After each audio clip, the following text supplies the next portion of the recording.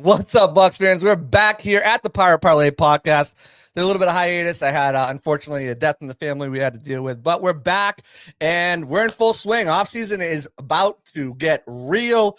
Combine has started already. We had interviews today, interviews with coaches and GMs on Monday or Tuesday.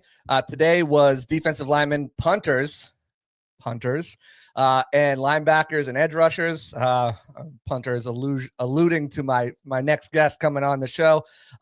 We have so much going on. Free agency right around the corner. Bucs made roster moves already, or reportedly roster moves. What's the cap look like? That went up. Coaching changes. There's so much to talk about because we're behind. We're not going to spend too long on all those things because we got an amazing guest on. He's going to break down what he's been looking at so far in free agency as free agency fits, his thoughts in the combine, and also the draft. We're almost there. We're like 2 months away, 3 months away. It's going to come like that. So we'll get into all that and more after the break. Turn up your volume. Because you're about to listen to The Sick Podcast. Pirate Parlay. Battle intercepted, picked off in the end zone. Bucs are going to beat the Chiefs. We're the champions of the world. The sickest Tampa Bay Buccaneers podcast. It's going to be sick. Here on the other side. Again, thank you guys for tuning in. Do me a favor, like, subscribe, turn on notifications, tell a friend, send it over to somebody. Appreciate you guys all being here. Appreciate everyone who's listening on podcast form as well. We're going to take your comments as always. Without further ado, let me introduce my guest. He's a regular on the show. I think he started the first episode with me.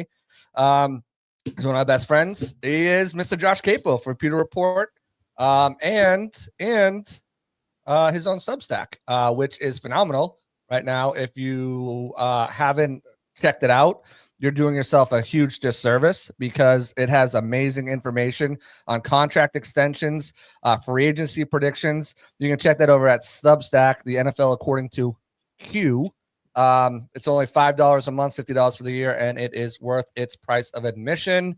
Although he hasn't posted anything in like 2 weeks, but we'll see. We just put a post out yesterday. Yeah, Elijah Molden recent extension, bro. You haven't put anything out since February 15th. Doing one every week, thank you. And I'm gonna have more tomorrow. So there you go, just dropping it right in. I just want the content, bro. I want the content. You told me this podcast was gonna be about our favorite My Little Pony characters. I was ready to talk about Jack, and now apparently we're talking about the Tampa Bay Buccaneers.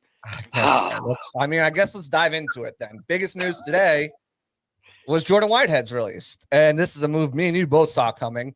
We talked about this.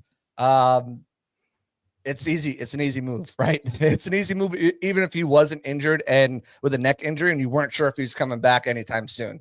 $4.5 million towards the cap and Queipo's favorite word this season, the cash. So that's going to save them $4.5 million cash and cap. And it didn't work out. And I'd like to think I was just talking about this over on the Buccaneers podcast.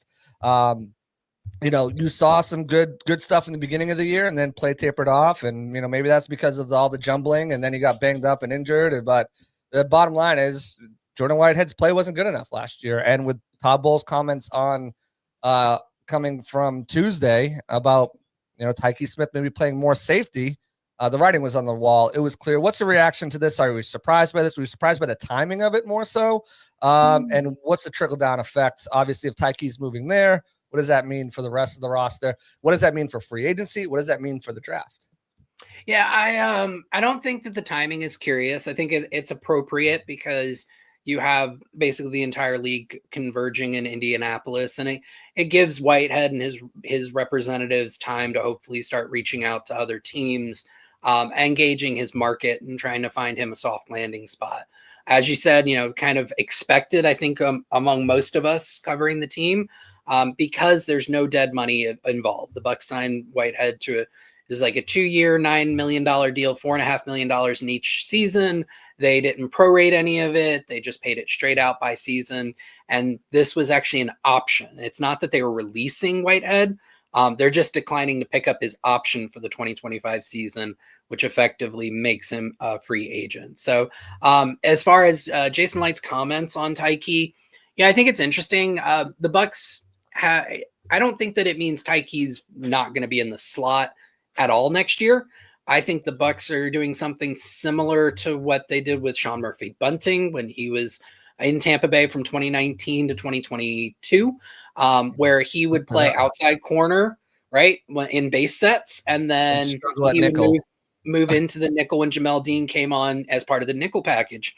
I think the more appropriate comp is what Detroit did with Brian Branch last year, right? Brian Branch was basically a nickel for them. He played in the slot over 70% of the time his rookie year in 2023. And then last year, Detroit said, we want him on the field 100% of the snaps. So in base, we're going to put him up top. And they actually used him more in like a joker role. Like he was just moving all around. He played a third of the time in the slot, a third of the time in the box, third of the time up top. And I could see the Bucs doing something similar with Tyke, where you're not going to see him not in the slot, just not nearly as much as he was last year, when I think it was like 85% of his snaps came in the slot. So what it does is it allows Tyke. I think this will actually unlock a little bit of Tyke because he works better downhill when things are in front of him. It allows him to be more aggressive in the box. I think they'll be able to blitz him from more exotic looks. And I do think that this could help unlock him, hopefully with Antoine Winfield Jr. returning healthier next year. It'll help unlock Antoine as well. Yeah, and it seems like as of now, if you're drawing a roster up, Christian is, would slide into the slot role. And, Christian can also play safety. So what you're seeing from the Bucs is really they want to be more multiple on that back end with those three guys. Their outside corners are going to stay. Bowles has always talked about guys on the outside, but those three inside guys, whether that's the safeties up top or the slot corner, they want to have a lot of versatility there so they can come up with a lot of different looks and packages and pressure situations. And we've seen Antoine Winfield play at safety. Then he spent a year at nickel. We saw now Tyke's play a year at nickel. Now he looks like all intents and purposes going to be moving to safety, not in a full-time role as Josh just laid out, but as part of all right, how can we utilize him the best? And I agree with you that, having him being able to come down and play things more in front of him, and also be down in the slot and really be a presence as someone who can affect the quarterback from a safety blitz or a nickel blitz. I think that's going to definitely benefit him, especially in his pocket because safeties make more than nickels. I don't know how long that's going to that trend will last.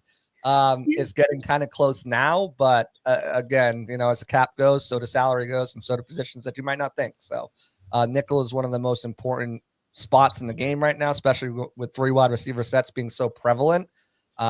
And with the tight ends that we're getting out of college now that can run like gazelles and have a normal tight end body frame, it becomes a little bit difficult. So those nickel corners, those nickel safeties, those big nickels, all those things are becoming more and more important in the NFL today. If you're looking at free agency, because it seems like if you're going to get someone to play safety and base set, you want them to be versatile enough to maybe fill another role, when Tyke moves down or if you need to get him. So what are you looking at as far as free agency? And we're very early into the draft process. Combine hasn't even happened. So numbers and testing is a huge part of our evaluation when we're looking at prospects and potential rookies here. But who stands out to you that could be sort of like a platoon type deal with Tyke, whether it's through free agency or someone who's caught your eye early on in the draft? Free agent, I think that could be on the Bucs radar. And so I guess I should set this up. The Bucs made Antoine Winfield Jr. the highest paid safety in the NFL. And given that they have multiple needs across the defense, they're naturally going to sign a safety to a $15 or $20 million a year contract, right? Yeah, well, you could say that. I wouldn't say that, right? So, no, I don't think that they're going to be big spenders at that position. So then you look at, okay, who are the value options at safety? Who could be a buy low candidate? And somebody I wrote about, I think last week, that maybe on the Bucs radar is Jason Pinnock. He was with the Giants. 2023, he had a great year, next to Xavier McKinney. And then 2024, they got a new defensive coordinator who came over from Tennessee, who had worked with Mike Vrabel.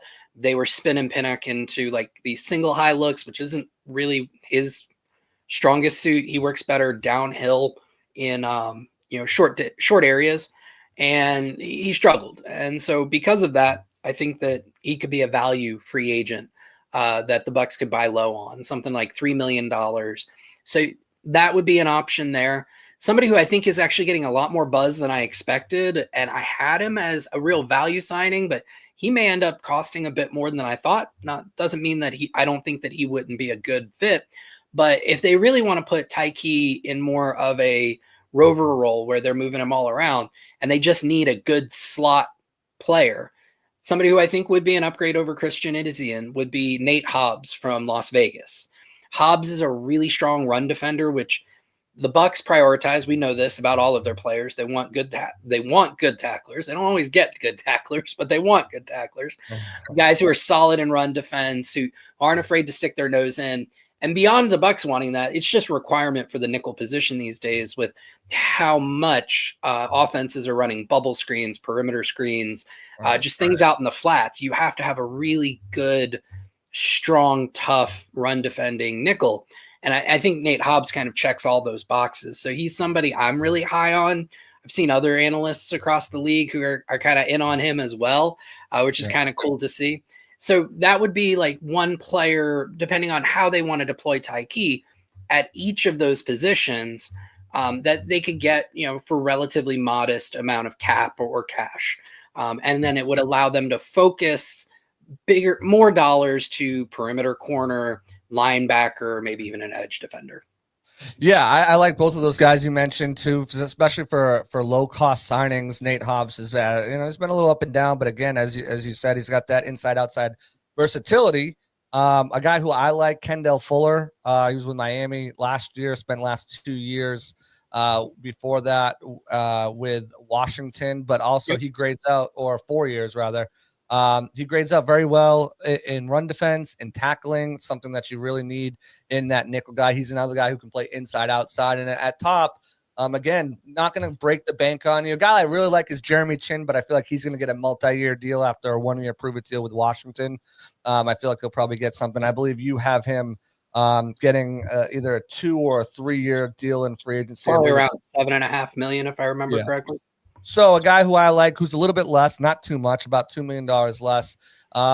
And it'd be a little bit of payback for the Buccaneers. You say, oh, you want to take Liam Cohen? Guess what? We're going to come after Andre Cisco, the safety for the Jacksonville Jaguars. Playmaker, didn't really have his best year last year headed into free agency. There's a lot of talk about maybe him signing an extension. But let's just face it, I don't think anyone on the Jags defense had a good year last year. It was horrid. Josh Allen, Hines, if you're even struggled, that you had to separate his name from me because we're getting confused too much. But those are two guys I like. And as we mentioned, the nickel cornerback spot and the safety spot, it makes sense to bring up the outside cornerback spot as well when we're talking about this, because Jason did not seem very committal on Jamel Dean. Jamel Dean is another one of these players. He's been banged up the last couple of years, has really struggled to stay on the field. And Josh, and I'm sure you'll echo this, is really kind of playing out of system, I feel like.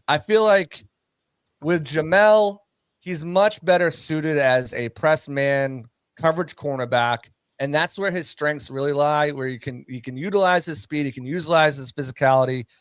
He's one of the best run defenders and tacklers as far as in cornerbacks in the league. He's very good in polishing those areas when he's not banged up.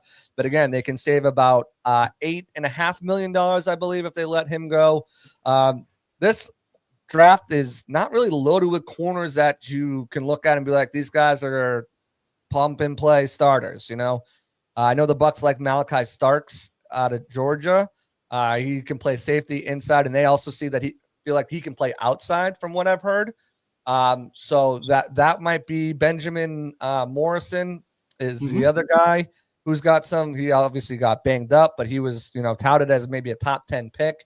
Other than that, Johnny Barron is another one, but he's kind of one of these safety nickel tweeners, can maybe play outside. Other than that, the guys you're looking at, you're taking a big risk on Chevelle. Savon Revel. Savon Revel. I always get his first and last name mixed up. ECU. I'm sorry, no. No, the correct pronunciation, and we should get this right. I want to take the time.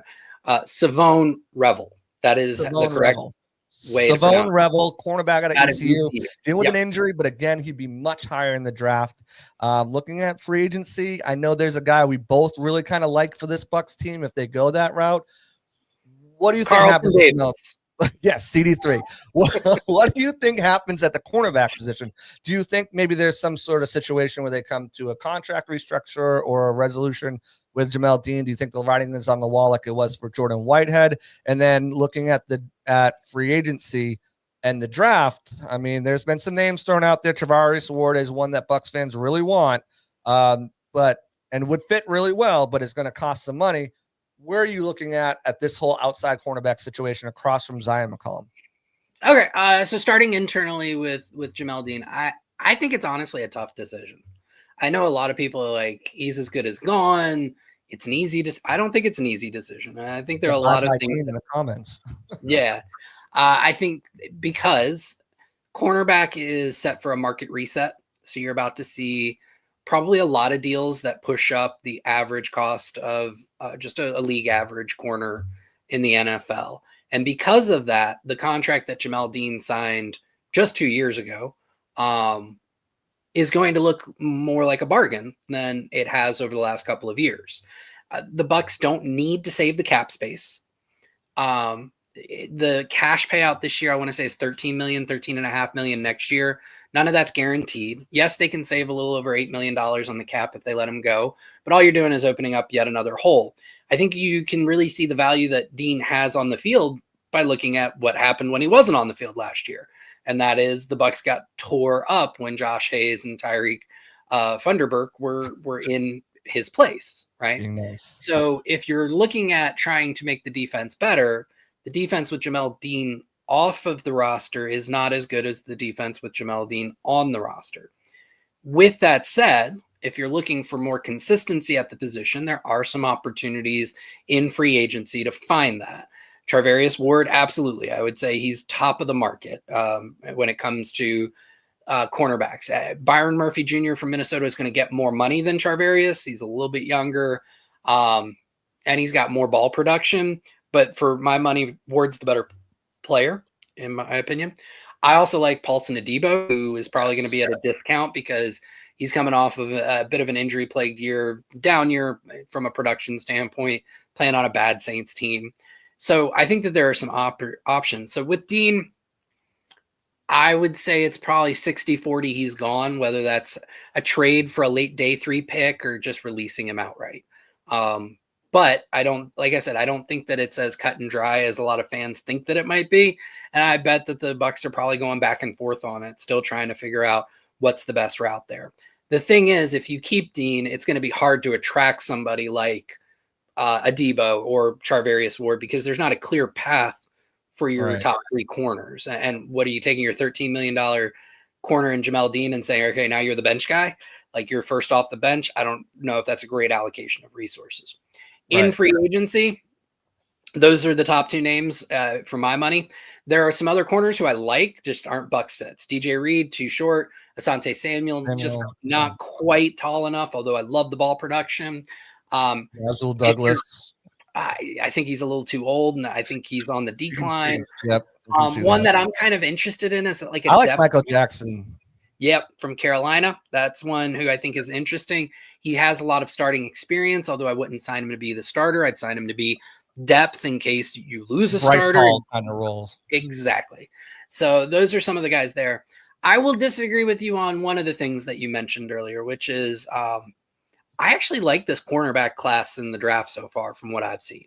Oh, I do too. I just don't think there's guys who can be impact. Like we start getting in the second round. I know you're got Darian Porter. I'm going to be probably higher on Darian Porter than most, even with the age concerns and the fact that he really didn't become a full-time starter till the middle of last year. He is locked down. Like he was insane, and he is going to test potentially better than Zion McCollum tested at the combine here later this week. He is going to fly. And I think the agility drills are going to be off the charts and he's going to stock up on him. And the cool thing with Porter, Yeah, the cool thing with Porter, though, is also the special teams. Like, if you bring him in, he's not going to be a day 1 pick. He's probably going to be a day 2 pick, and he immediately elevates your special teams. And how long have we seen people, myself included, lament the Bucs special teams over the years? And it got better last year. Darian Porter would absolutely make special teams better. He's got multiple block kicks and punts over the course of his career. Like, he plays balls to the wall no matter what he's being asked to do. And I love a guy like that. You physical traits plus the mentality, sign me up for that all day long. But there are lots of corners who would be available there. Especially if they lose Javier Thomas, too, who had some big plays on special teams and was the team's gunner. If they don't bring him back, again, he's got that speed, that athleticism. He can be a gunner. He can potentially be a punt returner. With reps, we'll see. I don't know if he's done it in college, but I don't think so. But he was a converted receiver. So he's just a great athlete. But there are lots of corners who I think would be available day 1, day 2, who could definitely improve the room. So you mentioned a few. I'll add Trey Amos from Ole Miss. I'm a big fan of his. Azare Thomas out of FSU, he has one thing going for him that may increase his draft stock relative to these other guys who are all like 22, 23, 24 years old. Azare Thomas is only 20, and he's played some big time snaps. He's played really, really well. He's a press man corner. He's got the length that the Bucs like. So I think he's probably on their radar. But a ton of names who I would be really excited to be added to the corner room on day 1, day 2 of the draft. You mentioned Revel. He's probably going to test. I mean, the athleticism is off the charts for him, just like Porter. Benjamin Morrison scares me a little bit more because his injury, it's hip related, and I don't think he had the loosest hips to begin with. Yeah, Revel is coming off of an ACL, but these days an ACL, it's not impossible to come back from that and still be exposed. Tommy John for baseball. Yeah. So, but the good news is between free agency and the draft, there isn't multiple pathways for the Bucs to improve their corner room this year. Yeah, absolutely. Another couple other guys I like: Kobe Bryant, the KU guys, Kobe Bryant and Mello Dotson. Those guys. I'm not high on Mello. I just did him. I just looked at him last night. I got concerns about his long speed. I don't think he plays very physical. Like, he can get bullied out at the stem of the route. I'm not gonna be very high on him. I've looked at 3, 4, 5, 6, 7, 8 corners so far, and he is 6 for me. I'm lower on him. I'm lower on Quincy Riley. I'm lower on Upton Stout than I thought I was going to be. Zay Alexander's another one I like. I haven't gotten to him yet, but I'm excited to see what he's got. Yeah, 6'2". He's got that big frame, 194. He's he actually graded out as the 48th best cornerback out of college, all of college last year, football. I like him. I think he can be had in, maybe the 3rd round, because you got that mid-3rd round, early 4th. Nope. What? Yeah, so that's where I'm there. Other than that, besides the secondary, what were your big takeaways from Jason and Todd's pressers and their media scrum? Because I'm sure you got the notes for that too. I think they both of them mentioned. I'll go specifically to Todd Bowles. He mentioned getting home with 4, and he mentioned ball production, and he specifically mentioned Joe Tryon-Shoyinka's lack of ball production. I think his comments absolutely closed the door on any type of reunion. That was something I think we all expected, that Joe Tryon-Shoyinka would not be back with the Bucs in 2025. But when you talk about how Todd Bowles specifically said he did everything great except get to the quarterback. And then when he was asked, what are you looking for on somebody to add to the defense? He specifically mentioned ball production, and he extrapolated on that as far as edge rushers or just pass rushers in general, getting to the quarterback, getting your hands on the ball. And that makes me think that the Bucs are much higher maybe than most teams on Donovan Ezeraku, which is awesome because I am higher than most teams on Donovan Ezeraku. Out of Boston College, 16 and a half sacks last year, if I remember correctly, 10 quarterback hits, a ton of pressures, great pass rush win rate. Watching his tape is so much fun. He's not the tallest guy in the world. He's only like 6'2" and 3/8", but he's got long arms above the median or above the average in terms of arm length, and he uses it. He works speed to power. Any trick you want a pass rusher to have, got it in his bag. He's got spin moves. He's got ghost moves. He's got long arm. He's got rips, chops. He flashed a really awesome club move that I didn't see on his tape, but he flashed at the Senior Bowl. So I love the kid. I think that the production's there. I think that he's going to do so well in interviews. Every time I look at a clip of him talking, and I got to talk to him a little bit in Mobile at the Senior Bowl, just absolutely like extremely intelligent young man. You can tell he grinds. He wasn't asked to drop at Boston College, right? Bucs fans will know this. Todd Bowles asked his edge rushers to drop.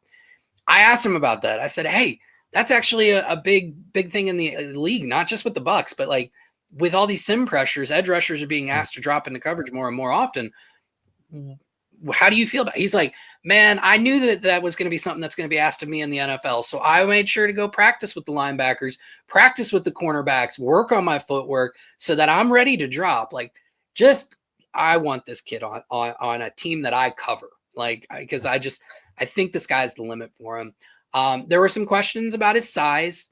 I think he was playing last year around 247. His frame probably can allow him to get to 255. Which he said that too, which was nice. His interview was tremendous today. I got to see parts of it, and yes, I'm impressed with him as well. Yep. So he's edge 2 on my board, behind ahead of Carter. Mike Green, and this has nothing to do with anything off the field for Mike Green. It's specifically the production, the tape, the size, and then just Ezraku's interviews so far have really impressed me. So if he's there at 19, I would applaud him being picked by the Bucs at 19. 19. You don't think a little slide back would be a little bit more reasonable? Well, it takes 2 to tango, right? And I think a lot of what's being talked about in this draft is, outside of maybe the top 8 to 10 guys, it's a lot of sameness from 11 to 50, right? Yeah, so what is the incentive to another team to move up? What's that? I said I'd even go further than that. I think there's a lot of similarity from 13-4, whatever your cutoff is, into the end of the second round. I mean, I think you can get players in the second round, even in the beginning of the third round. I think there'll be some guys there like, whoa, like he's still on the board, or all the more reason that it would be difficult for the Bucs at 19 to find a trade to find a trade partner. It would not necessarily be like everybody says, well, I don't think they're picking at a great spot. They just need to move back. You have to find a trade partner, and that's not always available. So I working in those scenarios, it's difficult for me. I wouldn't mind Ezraku at 19. Like, I'm willing to make that bet at that value. I know a lot of the consensus boards have him like in the 40s or whatnot. Nope. I wouldn't want to take the risk that the Bucs don't get him at 53, that I'd be fine with taking him at 19. Yeah. PFF, our buddy, Trevor Sigma, he's got him at 35 right now. And I'm sure all these big board rankings and stuff, and nothing, once we get RF's, consensus big board, once, we're done combine and most of the pro days, we'll get a better sense, I feel like, where a lot of people think he's going to go. But I mean, I do really like him. It takes 2 to tango. I do understand if you're a Bucs fan, kind of hope for an offensive line run right around there. So someone wants to trade up and sneak in there, because I do think Jason will be one to look to move back. There's a few guys who I think could fall there potentially that I think you can't pass up. For me, that's Tet and Malachi. Tet McMillan. Nick McMillan, right? If he's there, I know he's a wide receiver. I don't care. Like, I think that value there is he's a guy who can turn into, I don't think a high-end number one. Like, you're not talking about like a good, number one wide receiver. And then obviously, McMillan. I mean, that'd just be fun in a couple of years when Mike's gone and Chris is whatever. But I was talking with Jerry Richard earlier today, and he said it sounds like a law firm, and I couldn't agree more. Yeah, McMillan. I saw the sign on 275 earlier today. But speaking of Chris Godwin and wide receivers, let's touch on that. I think we've kind of exhausted this earlier on when we talked about this. We both have from the beginning of the season when we knew he was going to be a free agent, before he did anything he did, said Chris Godwin will be back next year. There wasn't a doubt in our mind. I don't have to continue to tell people how much he loves the city, how much his wife, the charity, found everything. Buccaneers have been in his corner now through 2 big injuries, and it sounds like from everything that they're going to be working on a deal, and it seems like the ball will be kind of in Chris Godwin's court on what he wants to do. I'm sure the Bucs right now are probably gonna, with the injury, probably looking around like 16, 17, maybe 18. He's probably looking for like 22, 23, which is a shame because he was a $30 million receiver before he got injured. And if he kept on doing what he was doing, potentially a Triple Crown winner, he was going to get paid. Don't know if he would have left, the Bucs or not, even if he was getting paid. He's a loyal guy. But where do you think that is? What do you think the number ultimately comes on to? Or do you think there's a situation where Chris Godwin, Bucs can't come together on an agreement and he jets up to New England or another team like that? I definitely think there's for the Jags. I think there's a world where he could end up testing free agency. I think that him and the Bucs are doing everything that they can to avoid that. They push back the void date on his contract, which makes it to where if the two sides can come to an agreement before March 12th, they effectively get some cap savings on his dead money this year from his previous contract. So it's obvious that the two sides are working towards a deal. Right.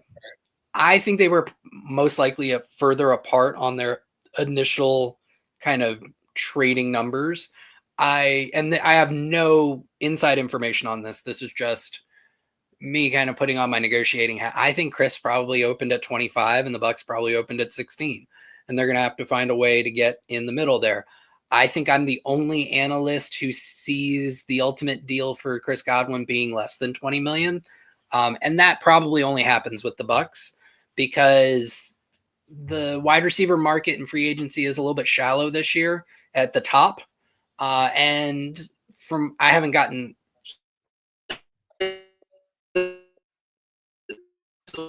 wide receivers in the draft. But from everything that I've heard, it's not as deep. Kind of breaking up on me, Josh. If he makes it to market, you're really the only guy franchise tag from the Bengals. And it looks like the Bengals are going to do everything they can to keep Higgins in-house. So then Godwin becomes the number one guy until Devontae Adams is released by the Jets. And then Adams is the number one. That could create a bit of a bidding war among external teams. So if he makes it to free agency, he's going to get more than 20. But I think that him and the Bucs probably come in at 19. And I do still think that it's better odds than not that they get a deal done. Right. And that those negotiations are ongoing. Again, you mentioned they pushed back that void date to give them more time. And now it comes right before the league year. Again, we both talked to guys within the building. They really don't care about the dead money. It all equals out one way or the other. But if they can save some, obviously they'll like to have that rollover and create some flexibility. But it's not something that they need to. And that's evident by Levante last year, Mike Evans last year, both of those guys. Tom Brady contract when he retired, I think, is the best example of that. I would say Mike Greenberg is more of a fan of clearing dead money faster than doing all these post-June 1st. Not that he won't do it. He did it with Shaq. He did it with Ryan Jensen. But if given the option, I think that Greenberg is more apt to just clear dead money as quickly as possible to clean the books as fast as he can. Yeah, and I think Anthony Nelson and Greg Gaines both had voids expire too, and I could see a world where both of those guys are back, even though they're going to count for dead money on the cap. That's just kind of how they roll. Again, though, I think it is good news that those two sides are talking and speaking. Another two sides that are talking and speaking this week, I reported this the other day on Tuesday, Levante David and the Bucs, not Levante David himself. Some people took this the wrong way. Levante David is not at the Combine. Did somebody geotag you and tell you were wrong? No. I read some I've stories. got a They're like, tracker on Levante David, and you are wrong. no, some of the comments to my story. And then like I read a story. It was like, David's at the combine. I'm like, no, David is not at the combine. David's camp is what I said. His agents, I'm sure marketing team, all those people are there because they have clients at the draft. So they're all there. They are going to meet with the Buccaneers this week, talk some brass tacks. Levante, to be clear, has not made a decision, has not informed anyone, not even his agent, what his decision is. This is just let's touch base. Let's talk. What would it be? What would it think? What are your plans for this offseason? Obviously, Levante is a big enough guy. Member, he is that I am that guy. The Bucs aren't going to be like, well, this is what we're doing this offseason. But assurance of this is what we want to do. Those types of conversations will be had. Ultimately, I think Levante is back. He didn't seem like a guy who was done. Obviously, I think you can look at his play and coverage dropped off a little bit, but he's still a guy who can make plays all over the field. Was tied for third on the team in sacks. They used him in a different role this year with a lot of pressure. He still obviously led the team in tackles with like 100 and something. I think he is back, but that does not preclude them from finding a running mate, or at least someone who can challenge the Servassier Dennis, who, listening to Jason Light and Todd Bowles, are still very, very high on him. Todd Bowles said that, he has packages. If he comes back healthy, he's got plenty of packages and snaps where he'll be on the field, which to me kind of changes the way that I think about how they maybe approach this. I think they really do like Servassier Dennis and a lot of things. And it's funny you mentioned with Donovan, say his last name, Ezeraku, the concerns about dropping in coverage. We had the same concerns about Servassier Dennis. Like, Servassier was a blitzer, especially his senior year. He was a get up and go type guy, but he's really shown that he can play in coverage. His first day at rookie minicamp, he had a 1-handed interception. So I know they really like him, his coverage ability, his ability to get to the quarterback. And if Levante's back, which I think we both think he will be, what does that look like now for the Bucs? Now, do they target? It's kind of had me think about this. And those comments came out. Are they targeting a linebacker higher in the draft? Obviously, you need to prepare for life after Levante, but you also want to make a run this year. So how do they balance that? Where do you think they end up looking for a linebacker? Is it someone in free agency? Zach Bond is the hot name and would be an amazing fit in Tampa Bay, but let's be real. They're not going to probably pay Zach Bond that money. Who are some of the guys? I know you've wrote about some of them. We've talked about some. I've talked about some of them on the show, whether that's in the draft, in free agency, that can fill that role. And if they really are looking at potentially giving Servassier Dennis an opportunity to win that job, what do those resources look like compared to if they just had a wide open spot there? Yeah, I think there are a lot of intriguing names in free agency, and I think that's the immediate way that the Bucs would want to address the position group, to not box themselves into having to draft a specific position in a specific part of the draft. And Jason Light even mentioned that with the media the other day.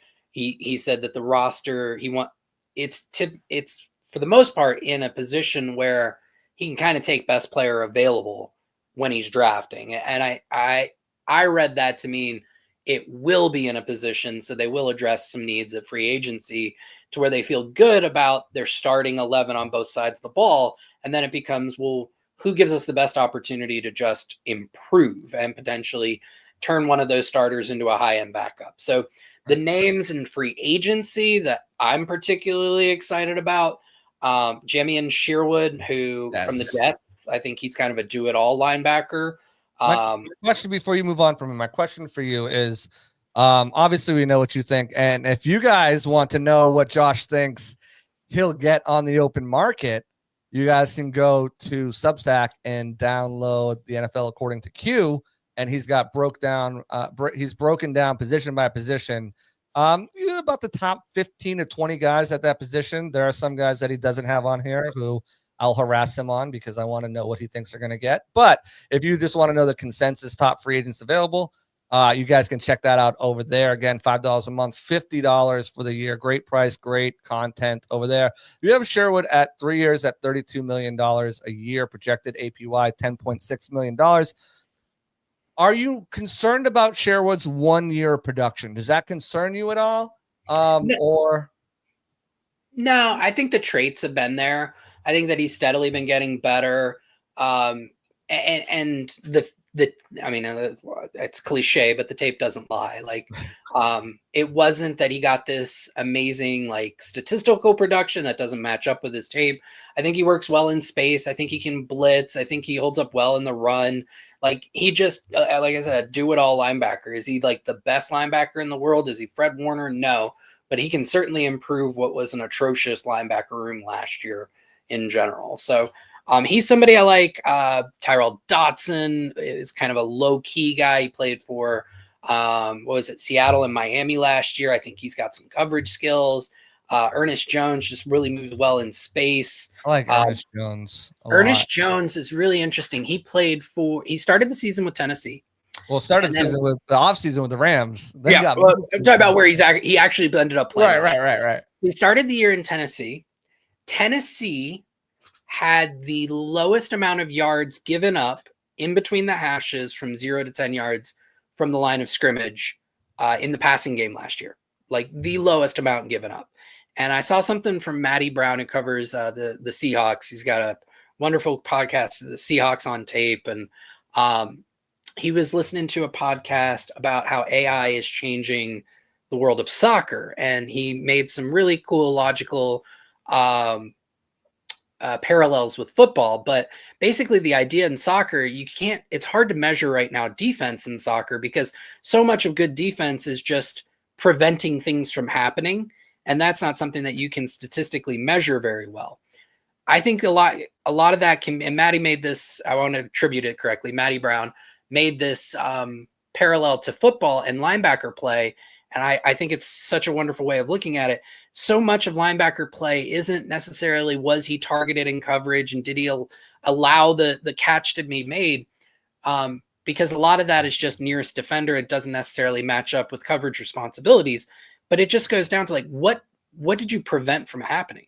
And the Tennessee Titans prevented the most yards from occurring in between the hashes from 0 to 10 yards off the line of scrimmage last year than any other team in football. They had the lowest amount allowed. And that says something for their linebacker play. And I think Ernest Jones was a big part of it. He was such a big part of it. Plus, he's such a good run defender that the Seahawks traded for him mid-season, and he fixed their run defense, like almost single-handedly. Like, he improved the structure. He got guys in the right place. They went from an atrocious run defense in the front half of the year to a respectable one in the back half of the year. And they still ranked 12th or 13th based on my measurements in the stat that I just cited, which is, yards given up in this area of the field that linebackers are typically accountable for. So those are three names that I would be really high on: Dotson, Jamian Sherwood, or Ernest Jones. So I'm a big fan. I'm not real high on Nick Bolton from the Chiefs, especially for the price tag. And I don't think Zach Bond makes it to free agency. So those would kind of be the three guys that I'd be looking at if I were the Bucs. Yeah. And then when you move to the draft, it's not a great year for linebackers. Before we jump into the draft, I want to ask you, because it seems like the vibe I got from Jason, listening to him, is you vibing with Jason?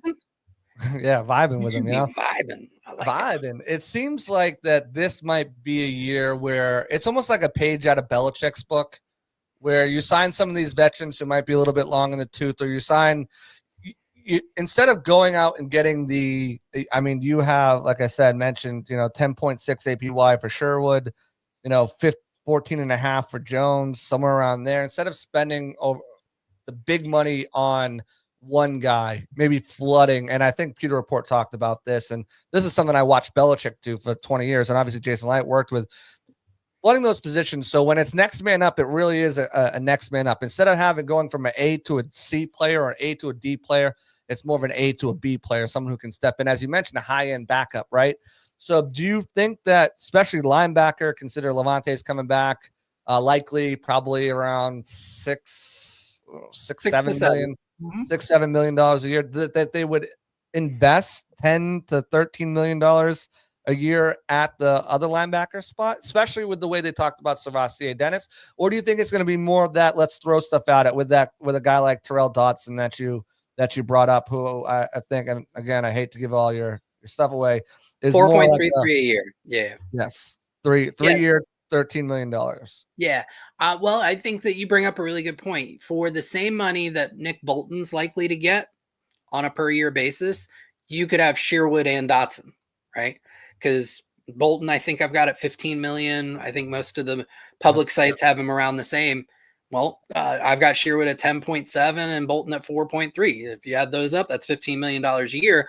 And now you've improved your depth. And I think you'd get similar high-end play like from those. So, yeah, I do think that it's a little bit of you won't necessarily see the Bucs at the top of the market on a bunch of positions. Maybe they choose one that they say we want to get a real dude. But then at a bunch of other positions, all right, let's find a second tier and a third tier guy. And let's make sure that there's no room for Josh Hayes, Tyreek Funderburk, KJ Britt on this roster next year, because we've raised maybe not the ceiling, but we've raised the floor so much that if injuries do ravage the defense again, they feel more prepared for them. All right, now let's talk about the linebackers in the draft. Let's stay on day one, day two right now. The biggest name out there who's been mocked to the Bucs like crazy is Jihad Campbell. He's kind of a bit of a tweener, can play that outside linebacker, edge guy, also a strong inside linebacker. Another guy everyone seems to like. I've been high on him for a while. I believe you have too. So has one of our good friends, Michael Pless over at Real Bucs Talk. And he had a heck of an interview today too, where he was talking about stuff. But that's Chris Paul. The inside linebacker from Ole Miss, another guy who's got the dreamiest flow and is definitely hitting the waves when he's not doing football. Is Carson Schlechter. He's a linebacker. I saw something on Twitter today. A guy with that good of a flow or haircut, there's no way he can't be a good. He's automatically going to be a great linebacker. So. Which bodes well for me since I've been high on him.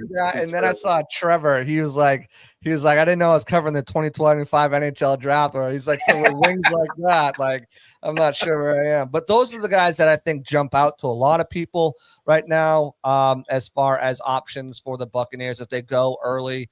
Again, Schlesinger, Paul. He's a true sideline to sideline guy. He's from. Talking about Jeffrey Vasa from Oregon. I was talking about Demetrius Knight Jr. Yeah.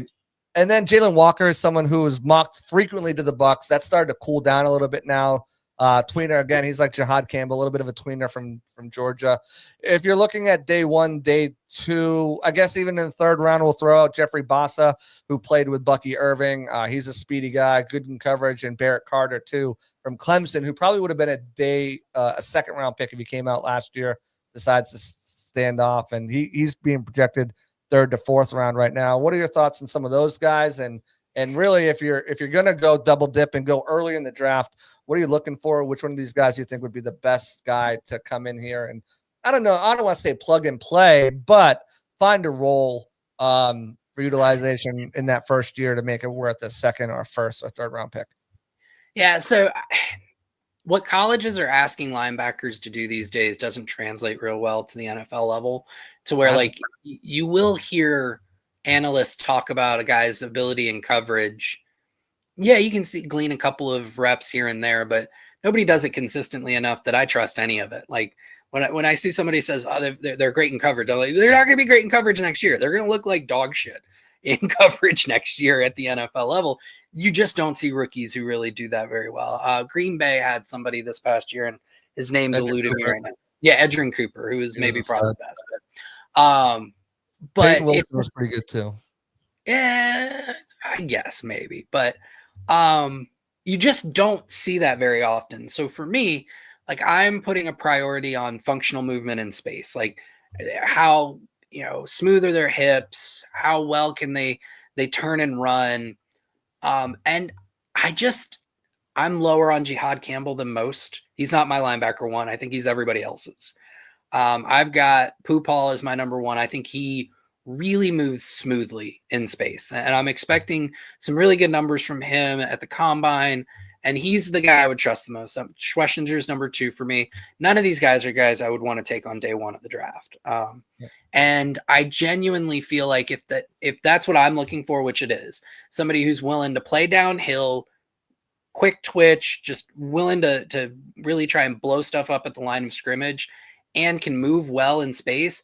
You can find a lot of those traits late day 2, early day 3. I don't think you need to invest premium picks to get that type of skill set, which is all I really want the Bucs to add to the linebacker room. So just especially movement in space and just more athleticism. So because of that, like, I just don't see the value in Jihad Campbell.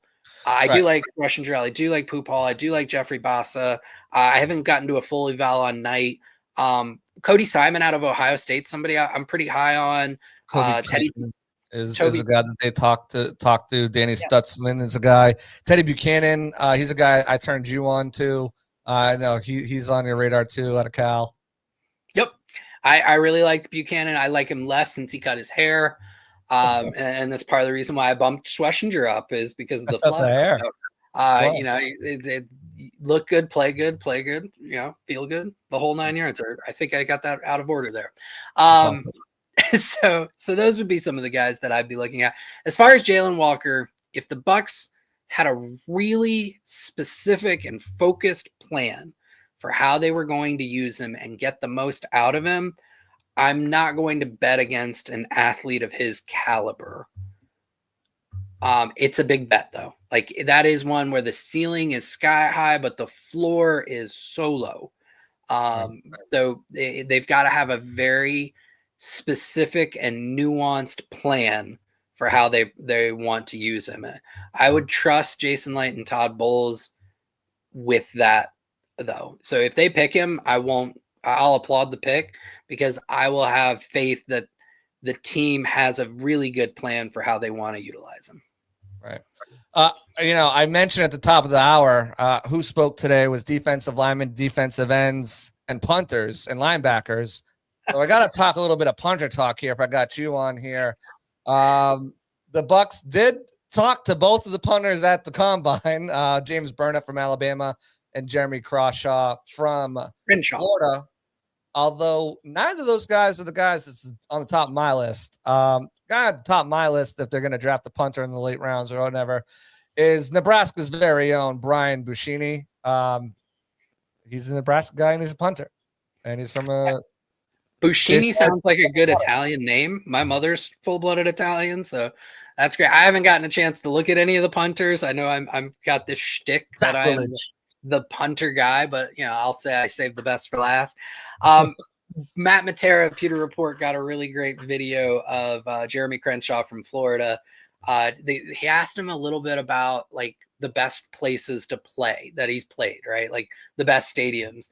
And he sent the video to me, and Crenshaw was talking about the Swamp, right? Obviously, he's real high on the Swamp. He's a Florida Gator. But he was like, man, I hear them putting all these other stadiums above the Swamp, and it's just because they're big. But you go there, nobody's saying any noise. Like, it's a terrible experience. He was shitting on like all the big programs. And I'm like, if you've got a punter who's willing to puff his chest out like this and shit on other stadiums, sign me the F up. Let's go. So you heard it here first. I want the Bucs to draft punter Jeremy Crenshaw. Jason Light's already taken a specialist in the second round with Roberto Queipo and the fourth round with Jake Camarda. So I feel like he's honing in on the sweet spot. Crenshaw in the third. Yeah. There you go. I mean, he is only PFF's 328th prospect available. So it's perfect value. I love it. I'm on board with you. Edge rushers. We talked a little bit about Donovan. Ezeraku. I'm still a pronunciation. And once the beast comes out now, then I know everyone's pronunciation from all the way down to the PFAs, priority free agents. I'll get the pronunciation down. But we're not going to talk about edge rushers on this show. We're not going to talk about defensive linemen on the show, even though the Bucs met with several of them between edge rushers, defensive linemen, and linebackers. They had 17 formal interviews by my count from my colleagues. because we're boots on the ground at Bucs Game Day. We're boots on the ground at Sick Podcast. So we got tons of people over at the Combine working the content for you guys, which will all be on my page as always, and we'll also have stories written. But we don't have time because that's a big podcast. So we'll get you back on here to talk about that. What I do want to end the show on, because I know you've done some research on this and everyone's up in arms about this right now, is the Buccaneers team grades from the NFLPA. So talk me through this, because while it seems like they've gotten worse, they went from, I think, 24 to 27. Yeah. They've actually improved in multiple areas. One of them that I can talk about, because it's not anything that I don't need to understand, is childcare. They started giving free childcare to the players, which was a big complaint last year. So that's good. But in other areas, they've also improved. Go ahead. And one thing I tweeted this out, which was really, I thought, telling. And like, we've only told you in the media and stuff like that. We've only told you like for, I don't know how long, about how the players love head coach Todd Bowles. 100% of the Buccaneers players feel that head coach Todd Bowles is efficient with their time. And he was just one of 6 coaches across the league to receive a perfect score. So that just tells you, like, the players love Todd. They're going to play their butts off for him. And we've seen that so far. But what does that actually mean? Because they went down, but they went up. Explain it to me, Josh. Yeah, so I think people get too wrapped up in the overall grade or ranking. And you are correct. They were ranked 24th last year based on the grading scale. They're ranked 27th overall. So most people would say, well, then that means that, they went backwards. It's not really true when you kind of look at it by individual grade. They improved their overall grade in outlook on the head coach, outlook on the strength coaches, the locker room. Team travel went up considerably, as did treatment of families. You mentioned why with the free childcare. They improved in their outlook on nutritionist and dietitian. They remained the same in terms of their thoughts on the weight room, the training staff, and the food in the cafeteria. The only area where they went backwards was the training room. And so if you really dive into it, and I did, the Bucs players have a much better outlook on the team overall, the organization, than they did this time last year, regardless of where the overall grade ranks versus the other 32 teams. They had the 10th best improvement as measured by Doug Analytics on Twitter. So in almost every single category, you saw the team has a better outlook year over year than they did last year. So that to me says that the Glazers listened to what the players said last year. They didn't like where they were ranked, and they made tangible improvements almost across the board. And that's arrow in the right direction. You can talk about the slope of that arrow, whether it's not enough, it's too much. Again, 10th best improvement in the NFL. That's top third. But it is in the right direction. So, I mean, and you mentioned their name. The Glazers made a concentrated effort to get better. However, the Bucs didn't really feel that way. They gave them 6.5 out of 10, ranking 27th about their the rating for perceived willingness to invest in the facilities.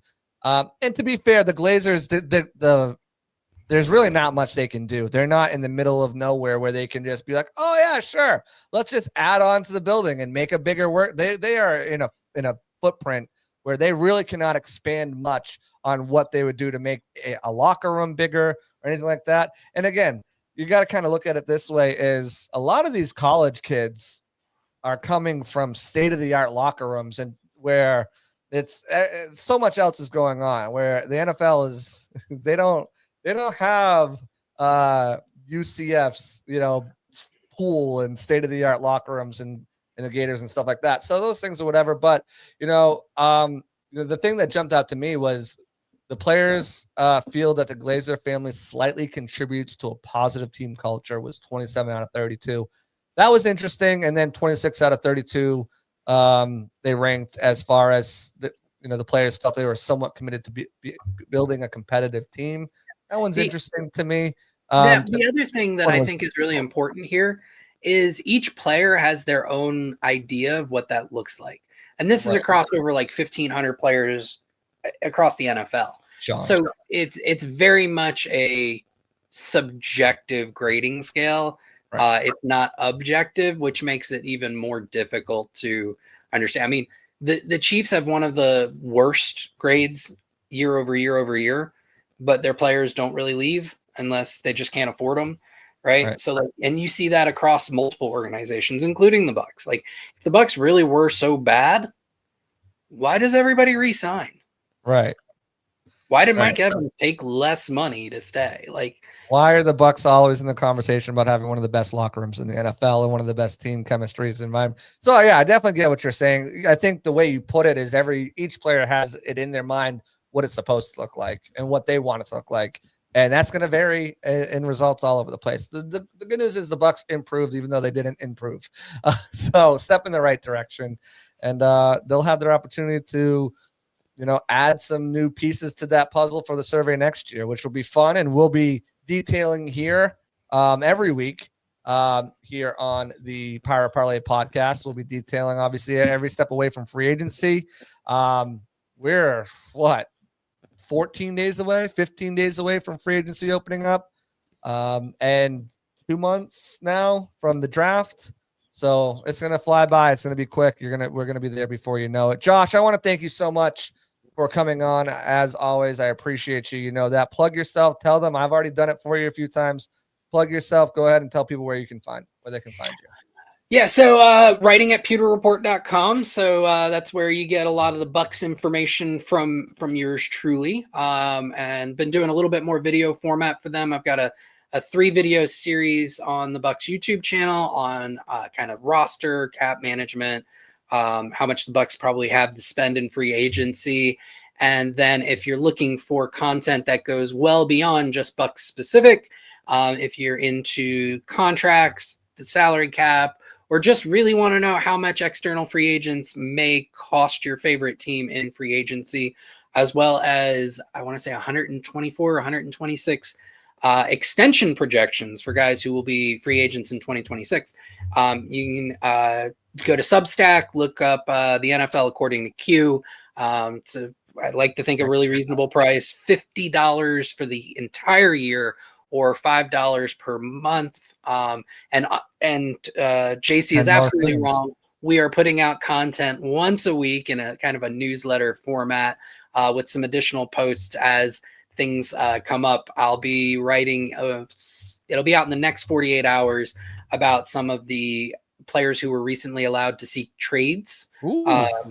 So people like Jonathan Allen for the Washington Commanders, Matt Stafford for the Rams, Jonah Jackson for the Rams, Cooper Kupp for the Rams, lots of Rams. Everybody but Puka Nacua and Kyren Williams for the Rams, Harold Landry for the Titans. So there'll be a little bit about that, and I'm also going to write about the recent contract extension between the Bills and Khalil Shakir. So lots coming from there, as well as the Pewter Report. Yeah, he's doing it all.